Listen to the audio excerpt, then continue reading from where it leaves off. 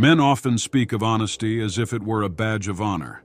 Yet those who hold real power rarely have the luxury of complete truth. In a world driven by hunger for status and ambition, to be entirely honest is to enter battle without armor. When truth is offered too freely, it reveals your intentions, your desires, and even worse, your limitations. While honesty is praised from pulpits, classrooms, and the mouths of those without real stakes, those who actually wield power know better. They understand that raw honesty is not always a virtue. It's a risk. It's not something to wear constantly, but a tool to be used strategically. To speak the truth without considering the moment, the audience, or the consequences is not noble. It's reckless. A man who always tells the truth exposes his mind, his fears, his plans, leaving himself defenseless. He becomes predictable, vulnerable in a world where strength lies behind closed doors. There's nothing easier to exploit than a man who reveals everything. To see honesty as an instrument, not a default, is to understand control. The wise leader doesn't lie needlessly. That would be short-sighted. But he knows when truth serves him and when it must be hidden. There are times when honesty builds loyalty and opens doors, but also moments when truth fractures trust, stirs dissent, or exposes weakness. In such moments, telling the truth isn't bravery, it's sabotage. What's often labeled as virtue is, in reality, a method the powerful use to domesticate the masses. Honesty is one such ideal, taught to the powerless to keep them easier to rule. A man who is forced to always be honest is a man robbed of his defenses. He can't guard his intentions. He can't use silence or ambiguity to protect his position. Meanwhile, those who fed him this moral rule operate differently. They twist facts when needed, craft appearances to control the narrative. This double standard is no accident. It's intentional. Those who rise in power understand that the game is not played in full view. Power is a performance, and managing perception is the real skill, not truth itself, but how and when it's revealed. In war, truth can kill. No commander shares his strategy before the clash. No ruler announces the weakness of his own resources. Deception doesn't oppose intelligence, it defends it. Even among supposed allies, full honesty breeds uncertainty. A leader must seem steady, even when everything beneath him shakes. He must project resolve, even when filled with doubt. To confess every flaw or fear is not virtuous. It is surrender. And yet, the public clings to the belief that honesty equals nobility. But this belief is itself a convenient illusion, taught to make people manageable, predictable, easier to direct. Most who demand honesty are not prepared to face it. They crave comforting stories, not unfiltered truths. So the wise man gives them just enough truth to appear sincere and conceals the rest to maintain control. Honesty, then, is not something owed, it's something held, like a weapon. You study it, choose when to reveal it, when to keep it hidden, and when to let others think you have none left. The man who applies truth as if it were always sacred fails to understand how power is truly navigated. He will fall quickly in a world where survival favors those who speak with intention, move in silence, and cloak themselves in shadows. In the theater of human affairs, what matters is rarely who you are, but what you are seen to be. The world does not truly seek the depth of a man's character, it craves the illusion of virtue. Integrity, when stripped of how it's perceived, becomes invisible, like a precious gem buried too deep to be seen. It may exist, but if others cannot see it, it holds no influence. Meanwhile, the mere appearance of integrity is radiant. It draws trust, earns admiration, and opens doors that genuine character alone could never unlock. To grasp this is to understand the core engine of influence. A man can live with unshakable principles, act with honesty in all he does, and still go unnoticed, his virtue buried beneath a society that rewards visibility, not authenticity. On the other hand, someone who masters the performance of honesty, who speaks with calm assurance, who cries when expected and smiles on cue, may be insincere, yet he is believed. Power flows to those who seem trustworthy, not necessarily to those who are. Leaders, politicians, businessmen, even generals, they succeed not by revealing their essence but by perfecting their image. This isn't shallow deceit, it's calculated design. It's the deliberate creation of a version of themselves that others can believe in, one that earns loyalty and deflects doubt. People don't follow truth, they follow symbols. They don't scrutinize the man, they follow the mask. And when the mask is crafted well enough, it becomes indistinguishable from the face. This is why perception must be guarded even more carefully than behavior. One can correct their actions in private, but once the public image is damaged, it's a fall from which few recover. A single rumor or whisper can unravel years of quiet virtue. Doubt spreads quicker than fact, and people tend to embrace the narrative that feels more compelling than the one that's simply accurate. A man's integrity cannot protect him from the fallout of appearing dishonest, but the illusion of virtue can shield even the most corrupt. That's why the wise do not equate goodness with power. They understand that most people cannot tell authenticity from performance. The masses are drawn to confidence, charm, and polish. A man who boldly claims honesty is often believed, while one who speaks little may be seen as hiding something. This reveals the world's preference, not for truth, but for theater. Even those who claim to value honesty apply shallow tests. They don't ask if a man is genuine when unobserved. They ask if he appears genuine when they're watching. And so, the man who controls perception controls the outcome. He doesn't need to be honest, only to seem it. This idea reaches far beyond individuals. Nations speak of justice while committing silent atrocities. Corporations boast ethics while exploiting the weak. Religious figures preach humility while living in excess. What matters is not virtue, but the appearance of it, because appearance is a strategy, a kind of currency. In a world so influenced by surface impressions, what incentive does any man of power have to show his real face? The real danger of confusing perception with truth lies with those who actually possess integrity. They believe that their inner alignment will eventually shine through, that truth alone is enough. But the world doesn't reward inward consistency, it rewards outward clarity. The lie that looks true holds more weight than the truth that seems uncertain. A man of real character may be overlooked time and again in favor of pretenders who dress the part, say the right words, and sell the right illusion. So being right is not enough. Being good is not enough. One must appear so.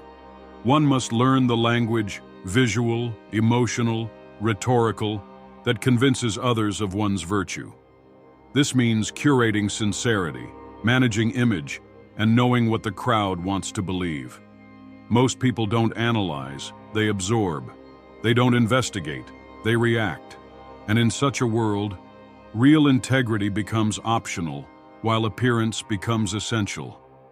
The man who sees this won't waste time defending his private truth to a public that doesn't care. He will step back. He'll learn to build the image that serves his goals. He'll know when to speak, what to reveal, and what to bury in silence. He will become what others want to believe in, and once he holds their belief, he can act as he chooses. Because people won't judge him by what he is, but by what he's made them believe he is. A man who exposes every part of himself is like an open map, easy to read, easy to use, easy to betray. In the game of power, being predictable is not strength. It's a weakness that invites predators. To be completely transparent in your motives, emotions, and goals is to walk naked into a court of predators. You might be praised for honesty, but you will be punished for naivety. Those who ascend do not do so by broadcasting every thought or fear. They understand that mystery is defense. The unknown makes people pause. If your adversary cannot read your next move, he hesitates. He second guesses. And that hesitation is your advantage. If you expose your plans, your desires, and your weaknesses, you make it effortless for others to strike. You hand them your blueprint, and all they need to do is follow it. Even among allies, complete openness is fragile. Loyalty shifts, and today's confidant might be tomorrow's adversary.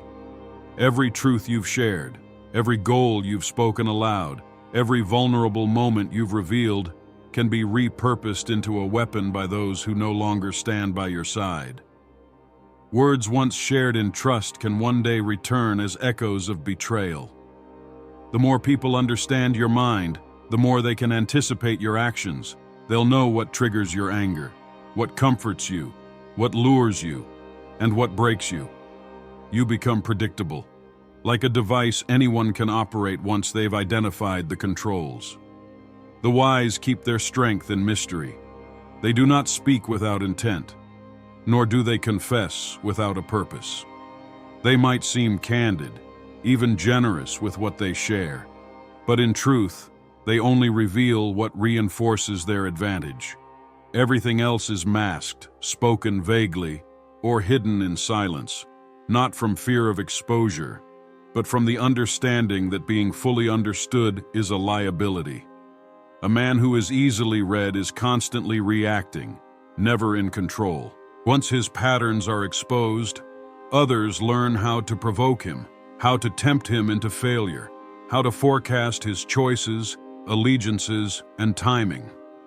In politics, such a man is silenced before his argument is complete. In battle, he is surrounded before he draws his weapon. In the realm of influence, he's outmaneuvered before he notices the game. His downfall is not due to a lack of intelligence, but a lack of self-control.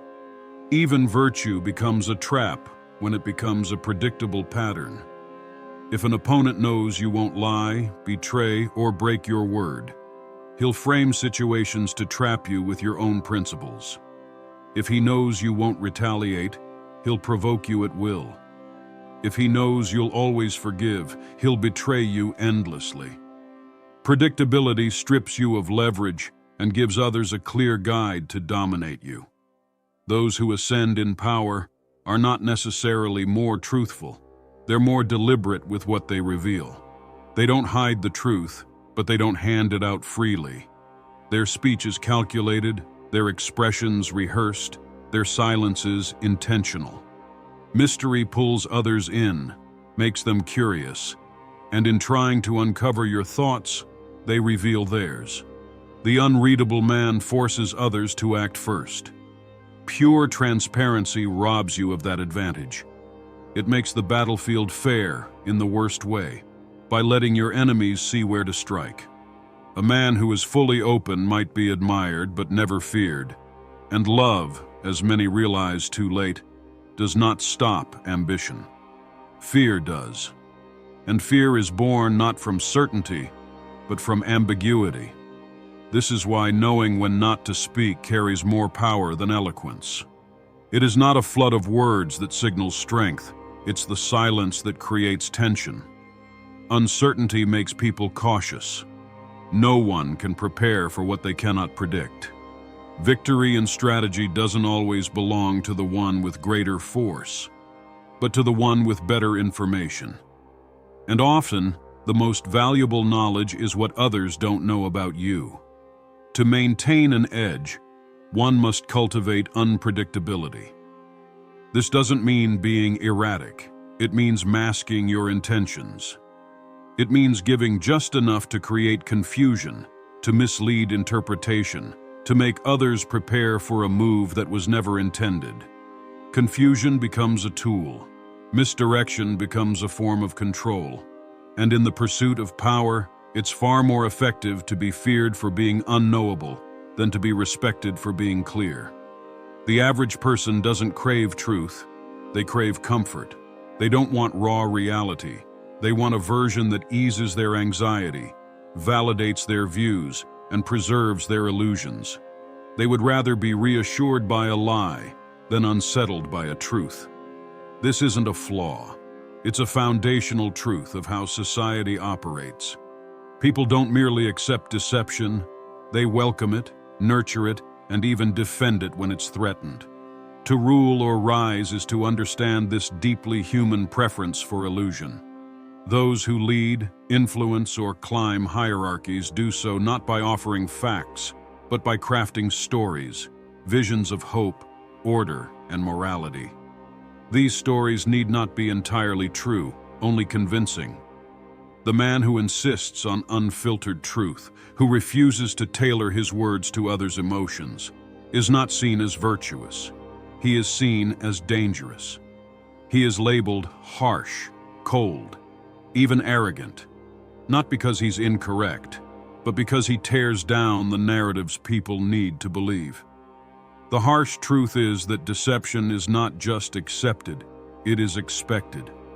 Most people don't want to know how power actually operates, how their food is sourced, how wealth is maintained, or how justice is selectively applied. They want to believe in noble leaders, fair systems, righteous causes. These beliefs aren't built on scrutiny, but on emotional need. And when those comforting illusions are challenged, people don't turn on the deceivers. They turn on the one who exposes the lie. This reveals something critical about human nature. Truth is not universally welcomed. It is a tool, one that must be used with care. The masses are not bound by logic, but by myth. They are held together by stories of who they are, what they deserve, what they're destined for. And those stories, more often than not, rest on carefully chosen falsehoods. And those who uphold comforting lies are often celebrated as heroes, while those who dare to confront them are cast as villains. It's not that society cherishes deception for its own sake, but rather because it caters more effectively to collective emotion than cold truth ever could. Influence, therefore, is not achieved through delivering unfiltered facts, but by skillfully managing perception. It is about discerning which truths can be spoken, which should remain hidden, and which must be reshaped into something more digestible. It's about reading your audience and recognizing that they crave not brutal honesty, but reassurance. They seek to feel secure, righteous, and validated. The individual who provides that emotional comfort, regardless of whether his words are true, will win loyalty. But the one who removes that comfort, even with noble motives, will be shunned. This dynamic unfolds even in private life. A friend who always delivers the hard truth becomes a burden. A partner who constantly reveals the starkness of reality without softening its edges becomes unwelcome. Most people chase affirmation, not revelation. They prefer the echo of their beliefs to the mirror of reality. And those who grasp this inclination adapt, not out of malice, but out of strategy. They lie carefully, not recklessly. They conceal, not out of fear, but out of foresight. Because truth, when wielded bluntly, can damage both the speaker and the listener. This pattern is ancient. It shaped empires, religions, courts. Leaders declared divine right not because it was fact, but because it fostered obedience. They built myths, consulted omens, interpreted signs, not to uncover truth, but to justify rule. People don't follow truth, they follow meaning. They want stories that explain their struggles and justify their hopes. A ruler who provides that illusion gains their loyalty, even if it's empty. A truth teller who dismantles it loses them, no matter how accurate he may be. Often deception isn't even conscious. People lie to themselves first, then pass that lie on. They believe what they say because the lie protects them from despair, shame, or helplessness. Challenging someone like that isn't debate, it's existential threat. They'll resist not with reason, but with emotional desperation. A man who understands this won't waste his breath waking those who prefer dreams. He won't cast clarity before those who cling to delusion. Instead, he will speak as a skilled healer administers medicine, gently, deliberately, and never in excess.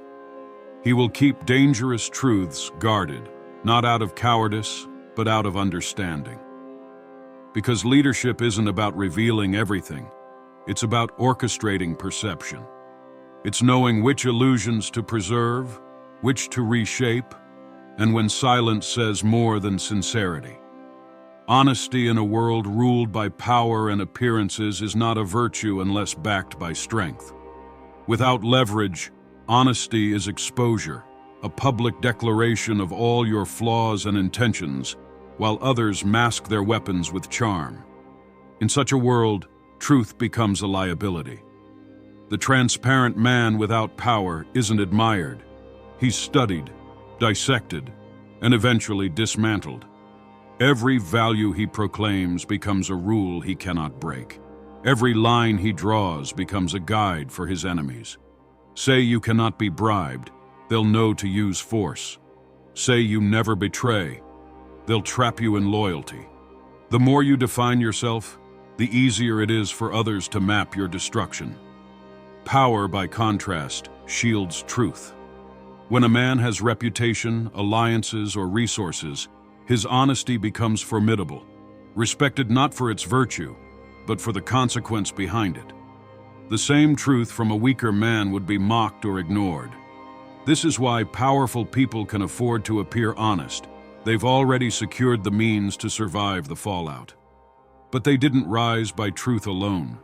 They rose by silence, by charm, by manipulation. Only once at the top did they cloak themselves in virtue. This is not hypocrisy, it's strategy. The wise, honest man knows not to mistake righteousness for strength. He doesn't assume his sincerity will earn support or that his openness is protection. He understands honesty is a tool, and like any tool, it must be used precisely, at the right time, with full awareness of the risk. Sometimes, truth can be a show of power, spoken in a negotiation. It can silence a room. Admitted by a respected leader, it can inspire rare loyalty. But in both cases, the truth matters only because it is backed by force. A powerless man who confesses fault confirms his weakness. A powerless man who speaks truth to authority is not crushed for being wrong, but for lacking the strength to make his truth matter. In every arena, political, judicial, personal, transparency is tolerated only by those with the strength to withstand it. Without that, honesty is not enlightenment, it's exposure, and exposure invites judgment. The more a man reveals, the easier it is to weaponize his words, to exploit his fears, to twist his intentions. People don't misunderstand, they understand all too well, and they use that understanding to gain the upper hand. This is why success often goes not to the most sincere, but to the most calculating, those who reveal what serves them, conceal what doesn't, and never forget that truth carries a price. They wield honesty like a blade, sharp, precise, and only when protected by armor. That armor may be status, alliances, wealth, or fear, but it is always there. The man who cherishes truth must first secure strength. Only then can he speak freely, not as a risk, but as a ruler. Until then, silence is not cowardice, it is prudence. Deception used to preserve one's place is not betrayal, it is necessity. And truth without protection is not noble, it is dangerous naivety. In a world governed by ambition, rivalry, and illusion, honesty is not sacred, it is strategic. Those who rise don't do so by laying themselves bare, but by mastering the game of shadows, of silence, and of selective revelation. Absolute transparency leads to predictability, and predictability opens the door to manipulation. People claim to seek truth, but resist it when found. And the man who speaks plainly, without the shield of power, is not honored for his courage, he is sacrificed for his clarity. Therefore, truth must serve power, not the other way around.